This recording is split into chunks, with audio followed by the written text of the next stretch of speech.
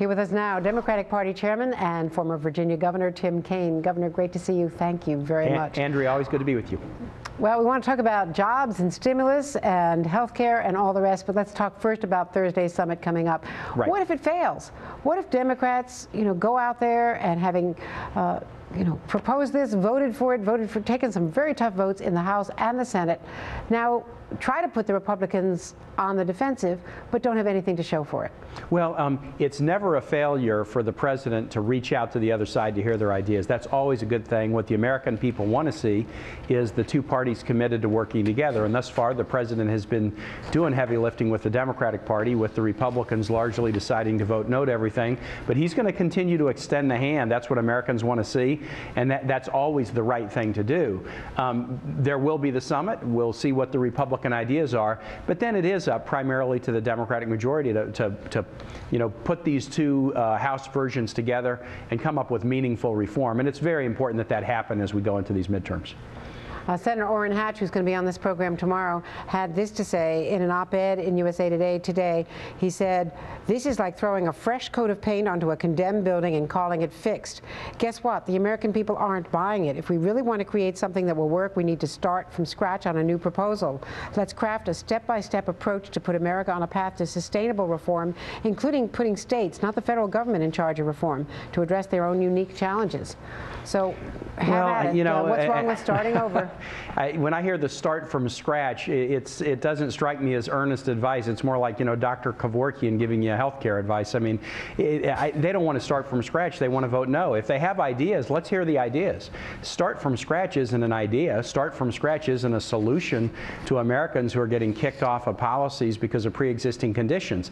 The bill that passed through the Senate, Andrea, as you know, already contained numerous amendments and changes that were recommended by Republicans and that the Democratic majority thought those are good ideas, we'll put them in the bill. If they've got other good ideas, they're going to have a perfect forum to bring those ideas forward so that the bill can continue to be improved. But if they refuse to give ideas and they say, no, unless you start from scratch, we're going to take our marbles and go home, well, they've already been saying for a year they want to take their marbles and go home. So let's see if they have any good ideas, and if they do, the president has already committed to, they can be added to this bill. Could you respond, by the way, to some of the problems, the larger problems that the Democrats have been having? Charlie Cook, and I think most people recognize his expertise on projecting where the House and Senate are going to go in the midterms. He said he spent the last couple of days talking to some of the brightest Democrats in the party who are not in the White House, and it's very hard to come up with a scenario where Democrats don't lose the House. It's very hard. He also said he thought you could triple the Republican Party's problems and still would rather have Republican problems than the problems facing Democrats right now.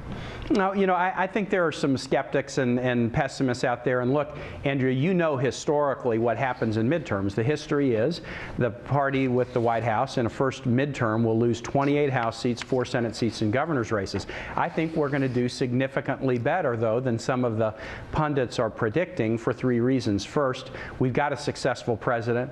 You saw the arrests over the last couple of weeks of key Taliban leaders, largely because this administration knows how to use diplomacy to strike better working relationships with Pakistan to fight terrorism. The economy is back going the right direction. After losing nearly 800,000 jobs a month a year ago, we've got that down to near net. The GDP is growing again. We've got a long way to go, and the president stresses that every time he talks about.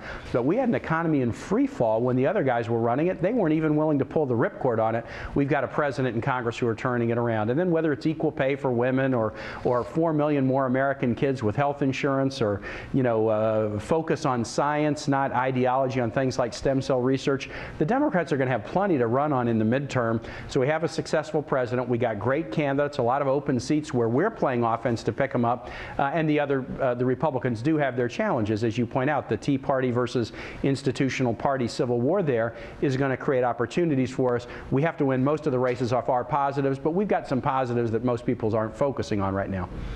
Now, one of the things that you all are pointing to is the stimulus package, and the Republicans have counteracted it by saying that it hasn't created enough jobs. The CBO is just out with a new study saying that 2.1 million jobs were created, which don't offset all of the job losses. But of course, you've had a field day going back at the Republicans and their criticisms. Absolutely. What I say is, if you want to know what the stimulus has done, just look at the actions of our harshest critics, those members of Congress, Republican senators and House members and governors who've been out beating their chests saying that the stimulus has done no good, it's created no jobs. But then what you find out is 120 of them, by our latest count, in letters to the administration and in other actions, have tried to get in line to get the dollars, not just because the dollars are there to be gotten, but they're making the case we need these dollars in our district. This will help create important jobs. Governors are using it to balance their budgets to avoid layoffs of teachers and firefighters and police officers.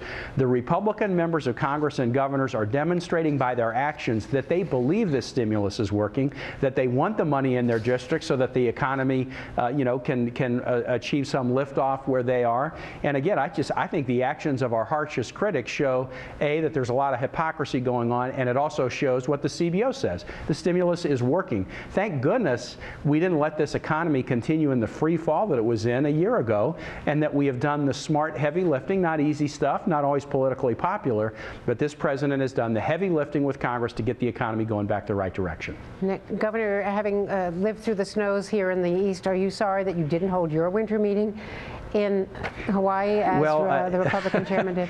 Yeah, we had our winter DNC meeting the weekend of the big snowstorm in D.C. Great planning. Well, once everybody was here, they weren't going to leave early. When they shut the airport down, we had a pretty good idea that they were actually going to stay for the meetings. The president came and delivered a great speech, and so it wasn't exactly good weather, but it was warm and toasty inside, which is what mattered. And a captive audience and no Wolfgang Puck. There you go. I mean, it was kind of what you would expect from Democrats. Look, the story about Republican Party spending shouldn't surprise anybody who watched them turn a surplus into a deficit in 8 years. Of course, they're going to be spending a lot of money at the party on all kinds of things. For a cheap line. I know. I mean, I couldn't resist. Thank you very much. Okay, take care, Andrea. Nonetheless, good to see you. Thanks very much, Governor Tim Kaine. And to something very different.